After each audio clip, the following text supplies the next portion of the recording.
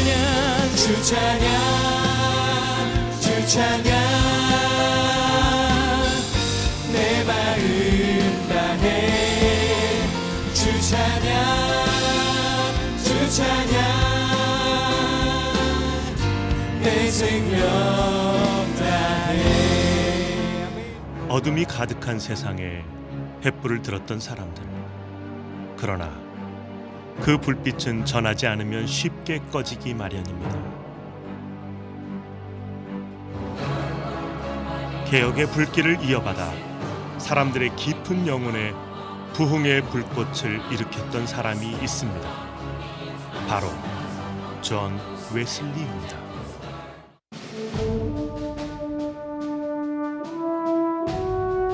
존 웨슬리는 1703년 6월 17일 영국 링컨셔주의 앱워스에서 태어났습니다.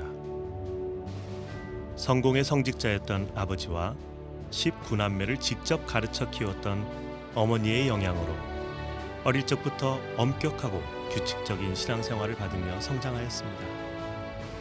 1720년에 입학한 옥스퍼드 대학교 크라이스트 처치에서 학문을 익히고 1728년에 성공의 사제가 된 존 웨슬리는 이듬해 옥스퍼드로 돌아와 그의 동생 찰스 웨슬리와 함께 홀리 클럽이라는 신앙 모임을 시작하게 됩니다. 경건 훈련을 강조하고 정해진 규칙의 준수를 강조했던 이 모임은 훗날에 그가 일으킨 메소디스트, 즉 감리교 운동의 바탕이 되었습니다. 웨슬레는 이전에 성공의 목사였고요. 그리고 웨슬레는 굉장히 열정적인 사람이었어요. 그는 규칙적으로 성경을 보고 규칙적으로 신앙생활을 하는 사람이었는데 그에게 해결되지 않는 문제가 있었습니다. 웨슬레가 1736년 미국의 조지아로 선교사로 갑니다. 아주 중요한 사건이 하나 있어요. 그 배를 타고 가다가 폭풍이 있는데 그 안에는 모라비안 교도들이 있었거든요. 근데 그 사람들은 폭풍 가운데서 별로 두려워하지 않았습니다. 웨슬레는 죽음의 위협 가운데 있을 때. 그래서 웨슬레가 그곳에서 만났던 모라비안 목사 슈팽겐베르그에게 신앙 상담을 요청합니다. 그때 그 슈팽겐베르그 목사가 이런 말을 합니다. 웨슬리 선생, 성령이 친히 당신이 하나님의 자녀임을 증거하고 있습니까? 이 물음에 웨슬리는 뭐라고 대답할지 모르죠. 이때 슈팽겐베르그 목사는 다시 질문합니다. 그런데 웨슬리는 이렇게 대답합니다. 네, 그는 세상의 구주이십니다. 근데 그에게 평생 숙제로 남습니다. 그는 세상의 구주가 아니라 자신의 구주여야 되는데. 자신의 구원과 신앙에 대한 끝없는 질문들, 지금까지의 사역에 대한 실패감, 오랜 침체 속에 빠져있던 존 웨슬리는 1738년 5월 24일 모라비안 교도들의 기도회에서 드디어 회심을 경험하게 됩니다. 우리 기독교 역사상에 보면 중요한 회심의 사건들이 몇 개가 있습니다. 첫 번째 중요한 게 사도 바울의 회심, 다메섹에서 회심이죠. 그리고 어거스틴의 회심, 로마서 13장 13절부터 14절 말씀을 읽으면서 어거스틴이 회심을 하고, 그 다음에 말틴 루터의 회심이 있습니다. 로마서 1장 16절과 17절. 그리고 또 하나의 유명한 회심이 있다면 바로 여기에 기념되어 있는 1738년 5월 24일 올더스케이트 거리에서 있었던 웨슬레의 회심입니다. 웨슬레 역시 루터의 로마서 서문을 읽는 걸 듣다가 회심하게 되죠. 모든 회심의 사건들이 하나님의 은혜에 이렇게 연관되어 있다는 것도 또 흥미로운 일입니다. 내 마음이 뜨거워짐을 느꼈다. 존 웨슬리가 그렇게 목말라 했던 회심의 경험, 그 체험을 기록한 일기가 이 조형물에 기록되어 있습니다. 이후 그는 자신에게 제한한 지역과 교구를 뛰어넘어 장소와 시간을 불문하고 복음을 전하기 시작합니다. 결국 그 이유로 그는 자신의 교구를 빼앗기고 맙니다. 웨슬레는 본래 성공회 목사였습니다. 그런데 그가 성공회로부터 그의 교구를 빼앗기죠. 설교할 수 없게 됩니다. 웨슬레는 복음이 교회 안에서만 머무는 것이 아니라 필요한 사람들에게 전해져야 된다고 생각하죠. 그래서 교회 밖을 나오게 됩니다. 우리가 생각하는 레디컬한 복음의 역사, 바로 그런 것이 아닐까. 복음은 건물이 아니라 전파되는 말씀의 능력. 그래서 이곳에서 웨슬리는 회중들을 향하여 말씀을 전하기 시작합니다. 그 유명한 세계는 나의 교구다. 그 말은 더 이상 복음이 교구에 머무르는 것이 아니라 이 세상으로 전파된다는 그런 의미를 가지고 개혁이 일어나죠. 오늘 그 웨슬리의 이 행동이 새로운 곳이, 새로운 종교의 무브먼트가 일어났던 것처럼 우리들에게도 또 새로운 복음의 역사가 일어나기를 간절히 바라는 마음입니다. 한 사람의 마음속에 피어올랐던 개혁의 불씨, 꺼질 듯 위태로운 고비를 넘기며 계속되던 이 불꽃을 지키기 위한 목숨 건 사투. 이렇게 수백 년이 지나 우리에게 전해진 이 진리의 불꽃을 이제는 우리가 높이 들어야 할 때입니다. 오늘 우리에게 주시는 하나님의 말씀은 사도행전 26장 28절에서 29절입니다. 사도행전 26장 28절에서 29절입니다. 아그리빠가 바울에게 이르되 내가 적은 말로 나를 권하여 그리스도인이 되게 하려 하는도다. 바울이 이르되 말이 적으나 많으나 당신뿐만 아니라 오늘 내 말을 듣는 모든 사람도 다 이렇게 결박된 것 외에는 나와 같이 되기를 하나님께 원하나이다 하니라. 아멘. 오늘 종교개혁자들 이야기 마지막 존 웨슬리에 대한 말씀을 나누게 됩니다. 오늘 본문 말씀은 전체 설교하고 그렇게 연관이 있지는 않습니다. 사도 바울이 그가 복음을 전하기를 원했던 열정, 또 요한 웨슬리가 인용했던 설교의 본문 말씀이기도 합니다. 오늘은 본문 말씀보다는 전체적인 요한 웨슬리에 대한 이야기를 나누어 보려고 합니다. 요한 웨슬리의 생애를 여러분들이 좀 잘 알 수 있도록 정리를 했는데, 여러분들의 관심은 어머니 수산나가 19을 낳았다, 여기에 그냥 그리고 마지막에 삐뚤어진 모자 뭐 이런 데만 신경을 쓰고 내용은 잘 신경을 안 쓴 것 같아서 염려가 되기는 하는데, 그래도 여러분들이 적어도 머리가 있기 때문에 기억을 했으리라 생각하고 웨슬리의 생애에 대한 부분들은 좀 많이 지나가려고 합니다. 아까 이야기했던 것처럼 3부 예배 때는 우리가 소방훈련이 뭐 소방서하고 앰뷸런스하고 전부 연결되어 있었기 때문에 설교를 다 하지를 못했어요. 우리 청년부 설교 때는 제가 좀 편하게 설교를 좀 해도 될 것 같죠, 분위기가? 네. 웨슬리 하면 떠오르는 것이 부흥운동입니다. 사실 영국의 성공회로 많이 침체되어 있을 때, 사회도 타락해 있을 때 영국의 이 웨슬리 운동은 놀라운 부흥 운동을 일으켰고, 이 웨슬리 운동은 미국으로 넘어가서 우리 한국에는 감리교회가 이렇게 큰 교파가 아니지만 얼마 전까지만 해도 미국에서 제일 큰 교파 그러면 감리교라고 이야기할 만큼 감리교는 미국에서 꽃을 피웁니다. 그리고 지난 몇십 년 동안에는 미국에 있는 감리교회들이 한국 감리교회를 무척 부러워하게 되죠. 한국 교회에 많은 부흥의 역사들이 있었기 때문입니다. 그런데 그 역사를 보면서 모든 개혁과 이 부흥의 역사들은 부흥으로 끝나지 않는다는 겁니다. 부흥한 교회에서는 틀림없이 침체가 찾아옵니다. 역사가 그걸 보여주고 있어요. 제가 얼마 전에 읽었던 윈 형제, 중국의 지하교회 지도자인 윈 형제가 쓴 하늘에 속한 사람이라는 책에 그런 내용이 나오더라고요. 중국에서 가정교회가 핍박받던 시절에 굿뉴스가 들립니다. 뭐냐면 중국 정부가 이제 교회를 승인한다는 거예요. 예수 믿는 것 때문에 너무나 많은 핍박을 받고 고난을 받았던 사람들에게 정부가 교회를 승인한다. 그런데 그 교회는 삼자 교회였습니다. 흔히 정부에서 승인하는 교회였어요. 이제 외부로도 문이 열리고 선교사들도 들어오고 외부에 돈도 들어오기 시작합니다. 교회는 편안해졌습니다. 그런데 그때부터 교회는 놀랍게 분열되기 시작하고, 큰 교회는 돈 문제 때문에 싸움이 일어나기 시작합니다. 우리들이 신앙생활을 하면서 우리들에게 어느 날 평안함이 찾아옵니다. 우리는 축복이라고 이야기하지만 사실은 우리들에게 찾아온, 우리들의 삶에 찾아온 이 편안함이 축복인가를 진지하게 생각해 볼 필요가 있는 것 같아요. 반대로 이야기하면 우리들에게 찾아오는 고난이라고 하는 것은 그것이 고난인가 또 생각해 볼 필요가 있는 것 같아요. 왜냐하면 우리는 고난 앞에서 가장 진지하고 고난 앞에서 가장 신실하게 하나님을 대면할 수 있기 때문입니다. 어떤 면에서 보면 사람은 죽음 앞에서 가장 급진적이 된다고 생각해요. 무슨 말일까요? 죽음을 앞에 둔 사람만이 가장 급진적인 생각을 합니다.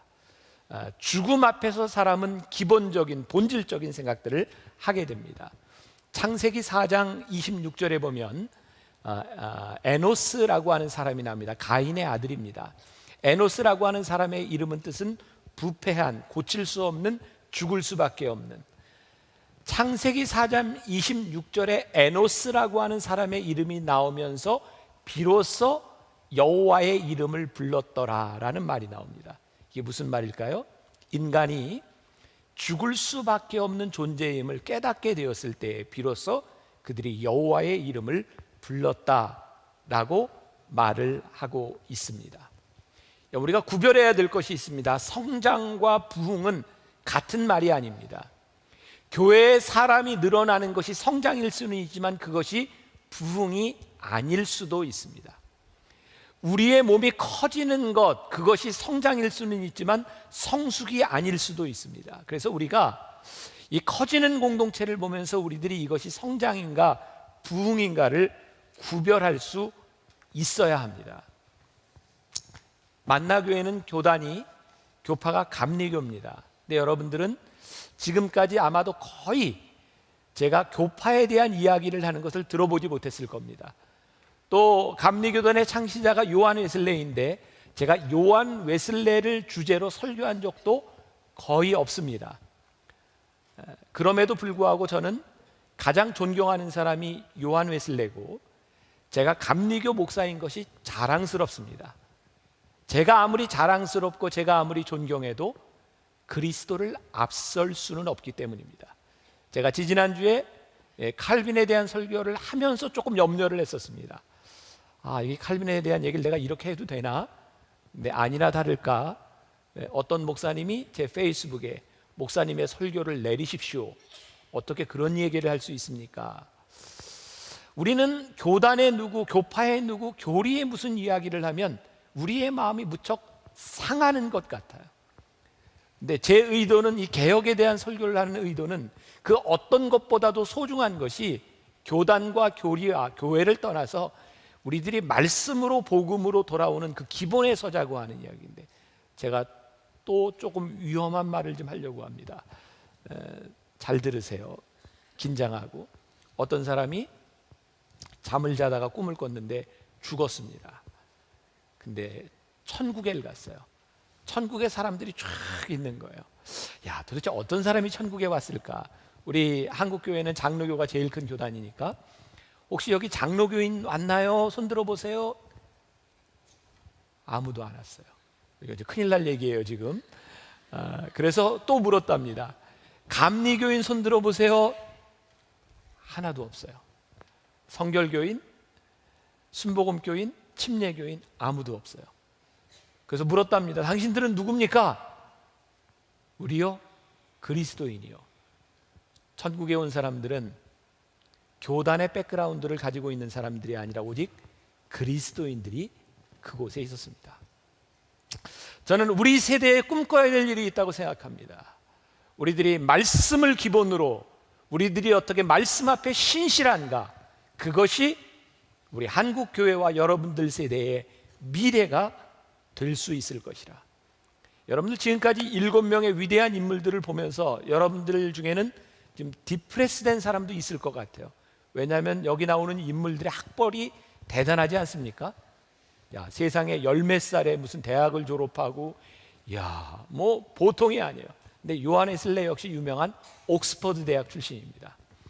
그런데 이 위대한 인물들의 이 학식, 아카데믹한 이 모든 것들이 있음에도 불구하고 그들은 하나님 앞에 그런 고백을 합니다. 하나님, 저는 제가 가지고 있는 이 모든 것이 정말 쓸데없는 것이라고 생각합니다. 사도 바울이, 그는 바리새인들 중에 바리새인이요, 히브리인 중에 히브리인이요, 가말리엘의 문화에서 공부한 로마 시민권을 가진 사람이었음에도 불구하고 그가 가진 모든 것을 배설물로 여겼다. 종종 우리들이 착각하는 것이 있습니다. 우리가 하나님의 일을 하는 데는 이 세상의 스펙이나 이 모든 것들이 필요가 없습니다. 그런데 참 신기한 건 그들이 가지고 있었던 정말 그 놀라운 스펙을 필요 없습니다, 배설물로 여겼는데 하나님은 여전히 그것을 사용하고 계셨다는 겁니다. 여러분, 우리가 하나님을 믿는다고 하는 것, 우리가 하나님 앞에 헌신한다고 하는 것, 하나님이 세상 것을 가지고 일하시는 분은 아닙니다. 그러나 여러분들이 가지고 있는 능력을 하나님이 쓰실 수 있습니다. 그래서 특히 젊은 여러분들은 여러분들의 인생에서 우리들이 하나님 앞에 모든 것을 배설물로 여길 수 있으나 여러분들이 가지고 있는 것을 하나님이 쓰실 수 있음을 여러분들이 기대할 수 있어야 합니다. 저는 위대한 인물들을 보면서 하나님이 이들이 가지고 있는 것들을 사용하고 계시는구나 라는 생각을 하게 됩니다. 계속해서 이 요한 웨슬레에게 고민이 되었던 것은 그가 열심과 경건과 그의 학식을 가지고 하나님의 일을 했지만 그에게 채워지지 않는 갈증에 대한 문제였어요. 켈빈이 회심을 이야기했듯이, 루터가 회심을 이야기했듯이, 자, 여러분들 기억하시죠? 종교 개혁이 1517년. 땡큐 베리 마치. 어른들은 대답을 못해서 내 마음이 너무너무 답답했었어요. 자, 1517년 10월 31일 종교 개혁 정도는 기억하자. 그리고 이 웨슬레의 회심은 다른 어떤 사람의 회심보다도 아주 중요한 의미와 스토리를 많이 가지고 있습니다. 1738년 5월 24일 1738년 5월 24일 웨슬레가 회심을 하게 됩니다. 아까 영상에서 잠깐 보았지만 웨슬레가 어느 정도 열심히 있는 사람인가? 그는 옥스퍼드 대학을 나왔음에도 불구하고 그의 삶을 헌신하고 미국 조지아주로, 그 당시에는 미국이 선교지였어요, 선교사로 떠납니다. 그런데 거기서 풍랑을 만나죠.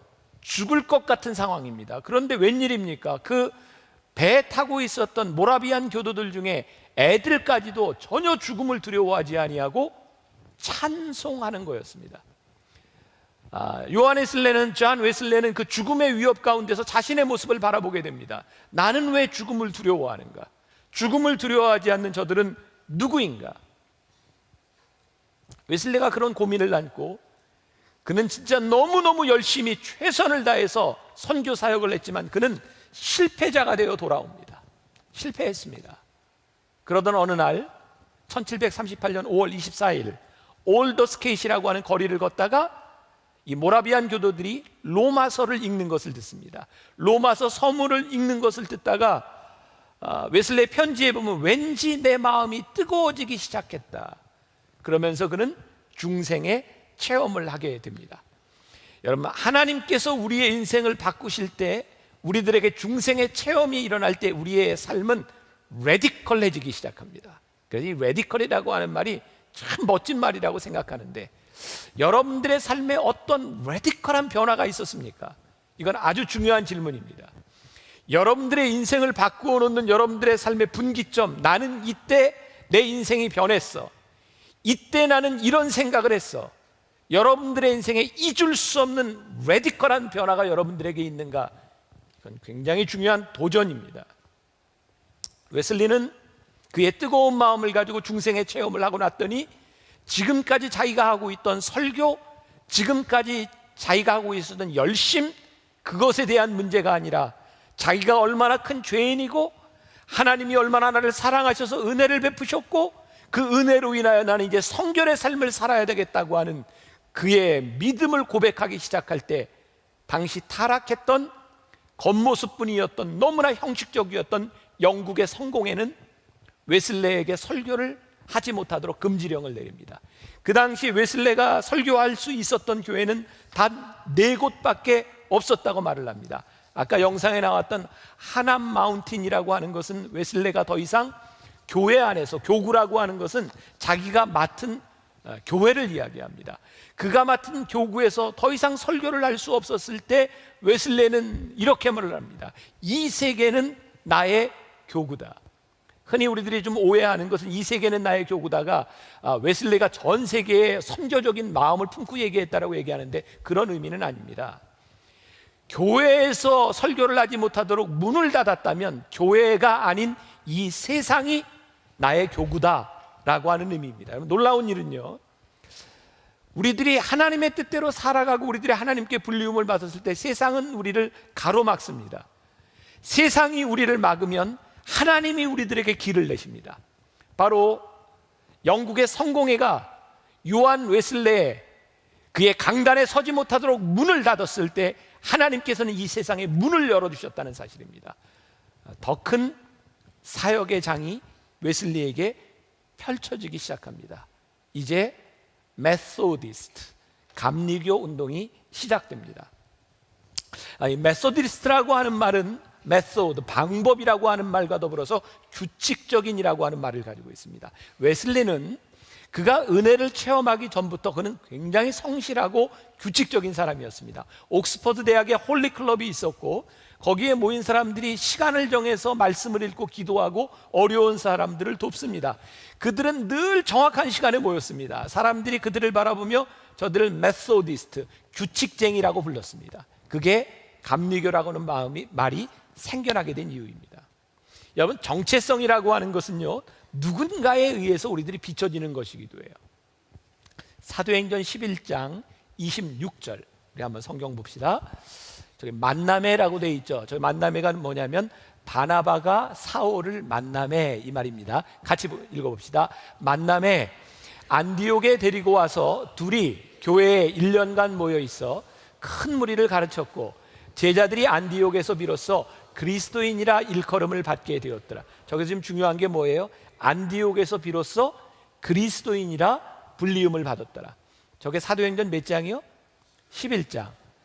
여러분, 사도행전에서 예수님의 제자들이 성령을 체험한 것이 사도행전 2장입니다. 그리고 성경에는 이렇게 작은 이 장이지만 거기에 수없이 많은 일들이 일어났을 것이고 이제 사도 바울이 예수님을 핍박하던 사람에서 사역자가 됩니다. 안디옥에서 사역을 하고 있는데 사도 바울과 바나바와 그들이 하는 일을 바라보며 세상 사람들이 뭐라고 얘기를 했냐면 저들이 그리스도인이야. 그리스도인이란 무슨 뜻이죠? Christ-like, 그리스도를 닮은 사람들. 기독교인이라고 하는 이름은 우리가 모여서 우리는 그리스도인입니다 라고 말한 것이 아니라 성령을 체험했던 사람들의 모인 공동체를 바라보며 세상이 저들은 그리스도 같은 사람이라고 불렀던 것이 그리스도인의 정체성입니다. 여러분, 우리들에게 중요한 것이 뭔지 아십니까?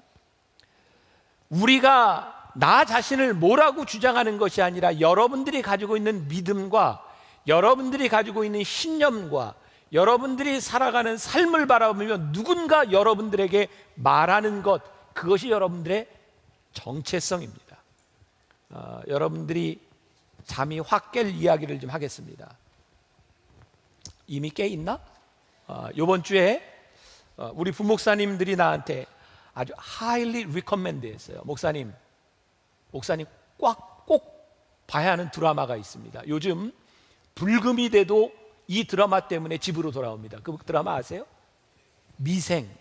나는 되게 이게 미생이 무슨 말이야? 미생이 아직 완성되지 못한 미생을 봐야 된다는 거예요. 미생을 봐야 요즘 젊은이들을 이해할 뿐만 아니라 목사님 미생 가지고 설교를 한번 해야 된대요. 너무너무 궁금하잖아. 그래서 제가 우리 부속실의 간사한테 다 다운받아. 그랬는데 다운을 딱 이제 10회까지 받아놨는데 공교롭게도 이번 주에 제가 또 병원을 입원을 하게 됐어요. 갑자기 병원에 입원해서 이제 시술을 받게 됐는데 병원에 있는 동안 무려 8편을 하루 동안 쫙 너무 재밌는 거, 너무 재밌는 거. 내 요 근래 보았던 드라마 중에 베스트예요, 베스트. 연기도 잘하고 젊은이들 많이 이제 이해하게 되고, 나는 직장을 전혀 몰랐기 때문에 정말 이런 게 직장인가를 생각하게도 되고, 내가 8번째 거기 9국 8국 8국을 보게 될, 이 드라마를 안 보면 대화가 안 되는데 다 봐요, 여러분들? 네, 안 본 사람 좀 보세요. 드라마가 좋더라고. 여기에 아주 멋진 캐릭터가 등장합니다. 오과장, 오성식 과장. 그 다음에 김동식 대리. 오과장이 차장이 됐대. 그 다음에 주인공 장그래. 아주 독특한 캐릭터입니다. 이 8편에서 사업을 하는 장면이 나오는데, 아무튼 이 사업을 성공을 시켜야 되는데 그 파트너, 그 상대방이 누구냐면 술을 좋아하고 여자를 좋아하는 사람. 그러니까 전략을 짜죠. 우리 신념에 의하면 도저히 뭐 여자까지 이러면서 우린 사업 안 한다. 그러니까 술로 끝내자. 대접하는 접대하는 전략을 짭니다. 근데 그들의 전략이 다 수포가 돼 버리죠. 이해가 안 되는 사람은 가서 설교 마치고 8편을 보시면 돼요.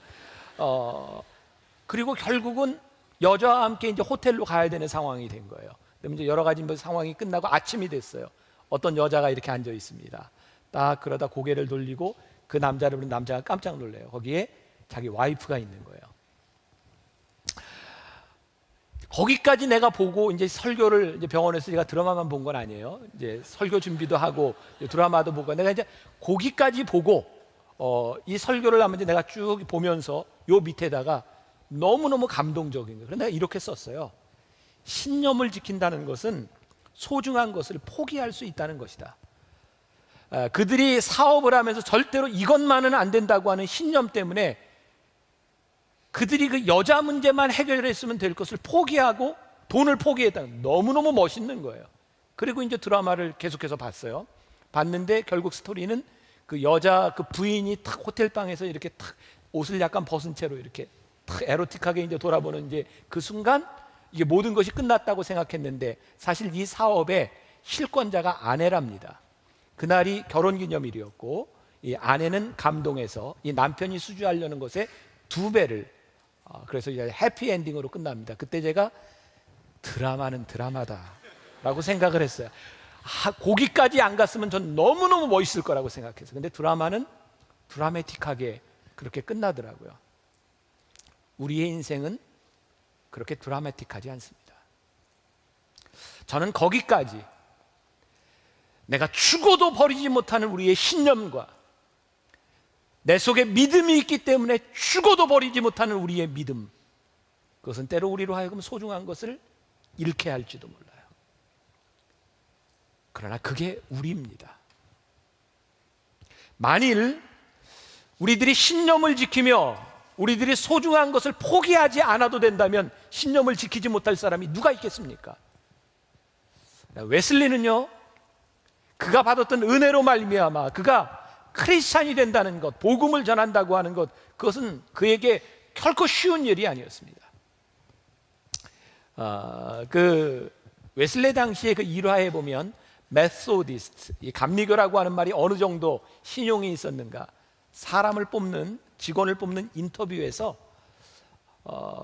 나는 메소디스트입니다. 그러면 다른 것을 아무것도 보지 않았답니다. 합격입니다. 적어도 그 당시 영국 사회에 메소디스트라고 하는 것은 그 모든 것들을 뒤엎을 수 있는 정체성이었습니다. 오늘날 왜 우리가 이 복음의 힘을 잃어버리고 있는가? 내가 그리스도인입니다 라고 아무리 말을 해도 그 그리스도인이라고 하는 우리의 정체성이 세상의 그 어떤 신념과 그 세상의 어떤 이득을 뛰어넘을 만큼 우리들에게 힘이 없는 겁니다. 종교 개혁이 뭘까요? 우리 신앙의 개혁이 뭘까요? 저는 우리들에게 절대로 버릴 수 없는 믿음의 가치가 우리들에게 분명히 들어서기 시작할 때, 이것은 양보할 수 없는 그것이 우리의 삶을 뒤엎기 시작할 때, 우리들의 올바른 정체성과 진정한 종교 개혁이 이루어지는 것은 아닐까.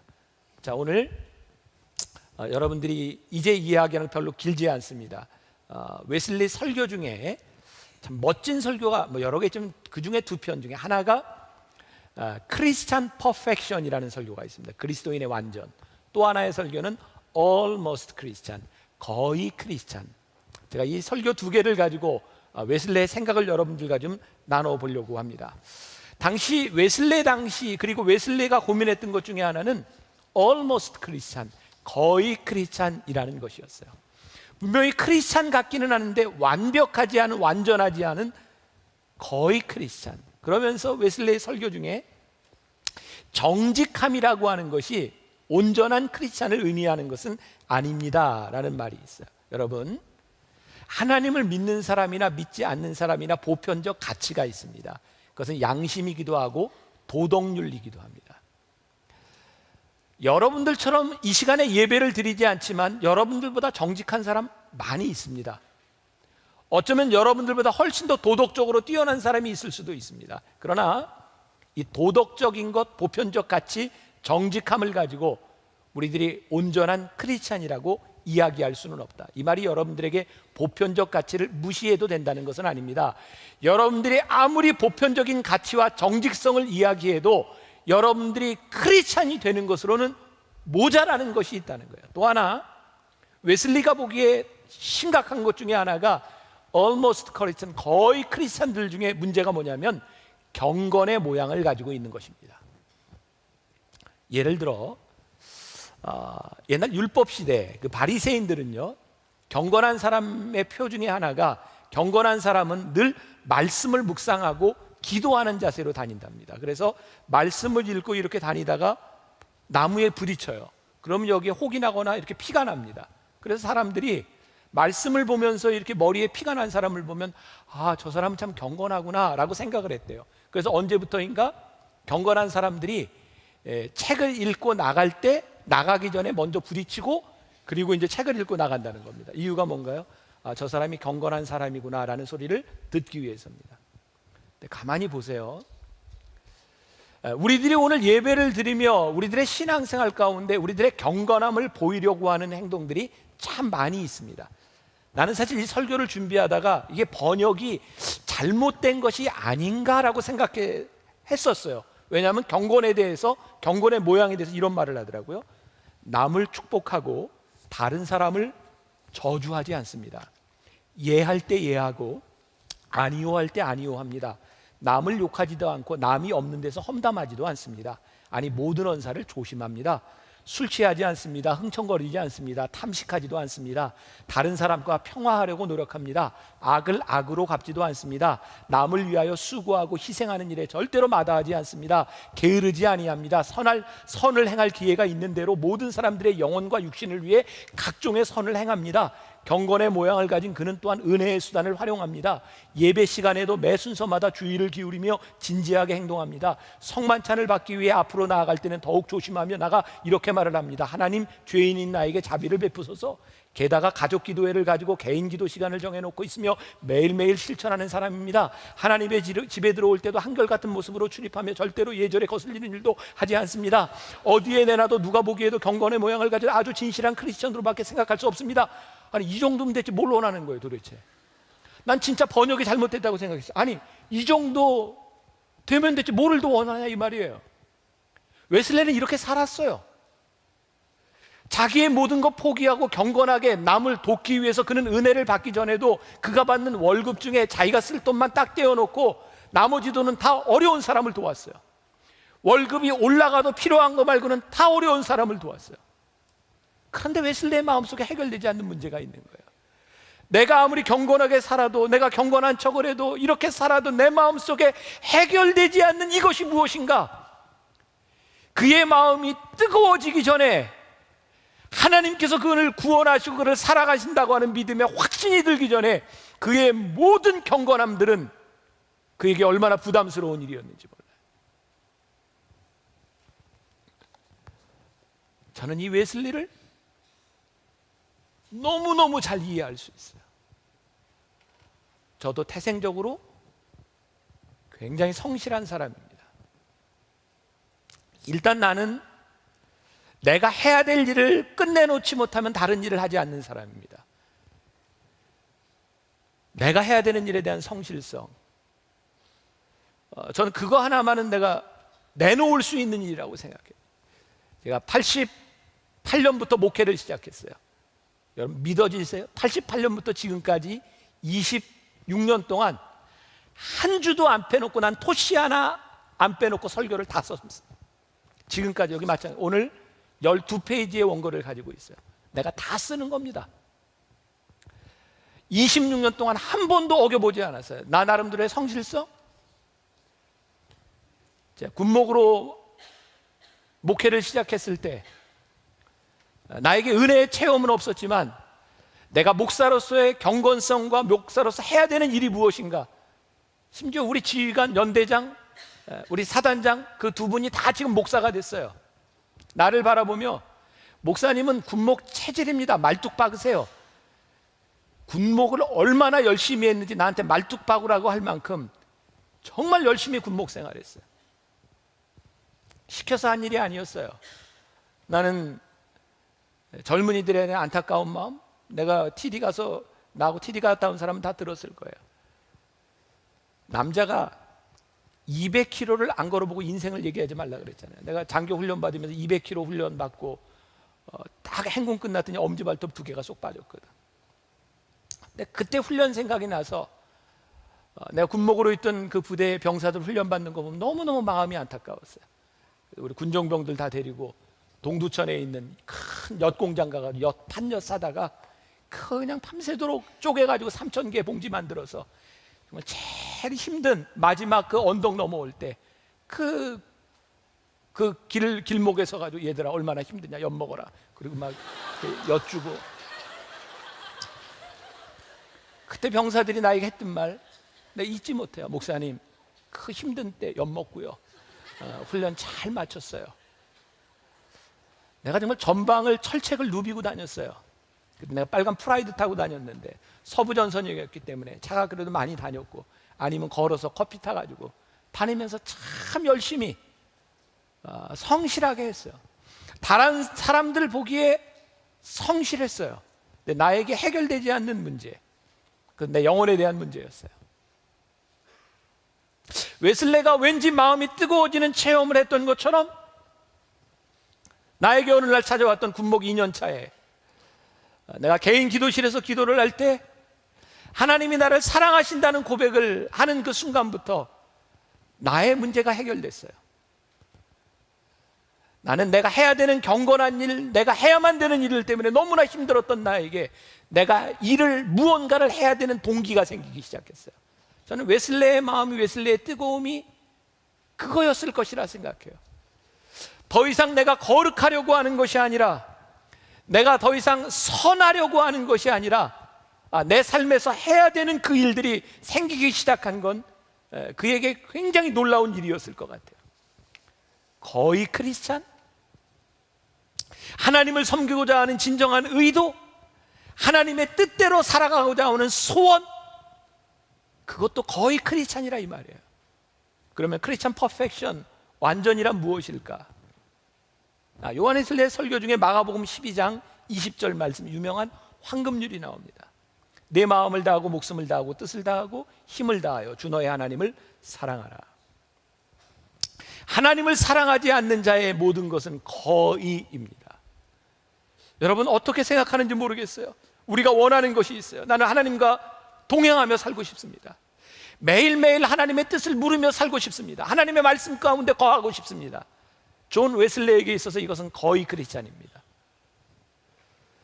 내가 하나님과 동행하고 싶습니다라고 생각할 필요가 없이 내가 하나님과 동행하고 있을 때, 내가 하나님의 말씀을 읽어야지라고 생각하기 전에 내가 하나님의 말씀 가운데 있을 때, 그것이 그리스도인의 완전이라고 이야기를 합니다. 제가 지금 이야기하는 이것을 우리가 이룰 수 있는, 이 땅 위에 이룰 수 있는 완전이라고 생각하지 않습니다. 그러나 적어도 우리가 우리들 속에 우리를 사랑하시는 하나님의 마음이 우리들 가운데 들어왔을 때 크리스찬의 완전을 향해 가고 있는 내 모습이 보여야 되지 않을까. 우리들 중에 누구도 여기에 퍼펙트하게 크리스찬의 성결을 완성할 수 있다고 이야기하는 것이 아닙니다. 그러나 우리들 가운데 찾아오는 하나님의 사랑이 우리들의 삶을 바꿔놓는 이유가 있어야 되지 않을까. 이번 주간에 우리 교회에서 월요일 날 설교대회가 있었어요. 지금 설교대회라는 말이 좀 그렇죠. 어떻게 설교를 갈 대회를 해요. 그런데 많은 신학생들이 신청을 했고 그 중에 마지막 후보로 뽑힌 10명의 대학원 대학생들이 여기서 설교를 이 자리에서 했습니다. 제가 너무너무 정말 제 속에 감사했던 건 그 설교 대회가 아닌 설교하는 그 젊은 사역자들 가운데 그들의 신앙의 고백을 본 것이 너무너무 감사했어요. 그 중에 한 친구가 설교를 하는데 너무너무 내용이 좋아서 제가 그냥 그 자리에서 막 타이핑을 했던 내용이 있어요. 내가 그걸 좀 소개해 드리려고 하고, 근데 참 또 그 친구가 대상을 받았어요. 마지막에 그런 내용입니다. 어떤 아버지와 중학교 1학년 남자아이 둘이 살 수밖에 없었대요. 가정이 어려워지면서 엄마와 아버지는 많이 다투게 됐고 엄마는 친정으로 가버리고, 둘이 있는 동안 아버지는 그 아들의 도시락을 이렇게 싸줘야 되는 상황. 아버지가 일을 하면서 아들을 케어하는 그 상황에서 도시락을 싸줘야 얼마나 잘 싸줬겠어요. 매일 똑같은 밥에 김치에 계란 프라이. 며칠 지나면서 그게 지겨워지기도 시작했고, 친구들의 도시락을 보면서 분노가 생기고 원망이 생기고, 그래서 어느 날부터인가 아버지가 싸주는 도시락을 학교에 오면서 쓰레기통에 버렸대요. 너무 아버지가 믿고 엄마가 믿고 나는 왜 이렇게 불행한가. 어느 날 학교에 오면서 아버지가 싸준 도시락을 쓰레기통에 버리는데 무슨 종이가 있더래요. 종이를 꺼내보니까 그런 글이 쓰여 있더래요. 아들아, 정말 미안하다. 이렇게 되어 정말 미안하다. 그리고 사랑한다. 우리 조금만 견디자. 그리고 도시락 안에 비닐로 싼 작은 봉지 안에 3만 원이 들어있더래요. 아들은 그 편지를 보고 펑펑 울기 시작했대요. 아빠가 나를 사랑하고 있었구나. 조금만 견디자. 아빠가 얼마나 힘들었을까. 빗나가던 아들은 마음의 결심을 합니다. 우리 가정이 회복돼야지. 아빠를 사랑해야지. 그 아들이 설교하는 주인공이었어요. 그날 마치고 그 부모님들과 함께 사진 찍는 모습을 보았어요. 그 설교에서 이런 이야기를 했어요. 내 삶을 바꿔놓은 것은 아버지가 나를 사랑하고 있다는 사실이었습니다. 하물며 아버지의 사랑도 내 인생을 바꿔놨는데, 하나님이 우리를 사랑하신다면 우리의 인생이 어떻게 달라지지 않겠습니까? 우리의 노력, 경건, 우리의 온전함, 우리의 자격, 절대 이런 것 아니라고 생각해요. 하나님이 여러분들을 자격으로 뭐 쓸만하겠습니까? 죽음은 우리의 삶을 진지하게 만들어요. 제가 오늘 이번 주에 병원에 이틀 있다 나왔는데, 이렇게 잘 끝났지만 어쩌면 저에게는 죽음의 기로였을지도 몰라요. 그냥 그것도 억지로 검사하러 들어갔다가 검사를 마치고 의사 선생님이 잠시도 미루지 못하고 바로 스케줄 잡아서 내가 심장에 지금 이제 스턴트를 하고 여기 있는데, 너무 위험한 부위였기 때문에 내가 너무너무 허탈했어요. 나 이렇게 건강관리 열심히 한다고 생각하고 나 열심히 이렇게 산다고 생각했는데, 내가 언제 죽었을지도 모르는 그런 상황. 저 나름대로는 내가 하나님 앞에 새 생명을 얻었다는 생각을 가져요. 진지하게 제 삶을 오늘 새벽에도 어머니 기도실에서 하나님, 저에게 주어진 삶을 제가 어떻게 살까요? 그러면서 오늘 설교와 연관되어서 내가 하나님 앞에 내 삶을 드리면 하나님 참 힘드시겠다. 제일 저 스턴트까지 박아가면서 쓰려면 야, 저것도 뭐 고쳐야 되는데 고칠 게 너무 많아. 내 스펙을 가지고, 내가 가지고 있는 자격을 가지고 하나님이 쓰신다 그러면 내가 그렇게 정말 쓸만한 사람일까? 하나님이 우리를 사랑하시지 않는다면 우리의 어떤 것을 하나님 앞에 드려도, 우리의 어떤 경건과 우리의 어떤 노력도 그게 하나님에게 무슨 의미가 있을까? 하나님이 여러분들을 사랑하시는 것 빼고는 우리의 인생을 설명할 방법이 없어요. 늘 봐도 부족하고, 여러분들 오늘 기도하고 찬송하고 결심하고 가도 내일 또 너무 쉽게 넘어질 우리의 모습, 작은 유혹 하나에도 너무너무 쉽게 넘어가는 우리들의 모습을 보며 나를 드린다면 하나님 나를 진짜 어떻게 쓰실까? 하나님이 우리를 사랑하시기 때문에 내가 가치가 있어요. 그래서 여러분들을 드릴 수 있는 거예요. 언제나 내 모습 너무나 부끄러워.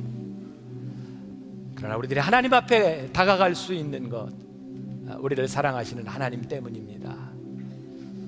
오늘 우리 그런 믿음의 고백이, 우리들이 완전하지는 않지만 우리를 사랑하시는 하나님 때문에 크리스찬의 완전을 향해 나아가겠다는 여러분들의 고백이 있기를 간절히 소원합니다.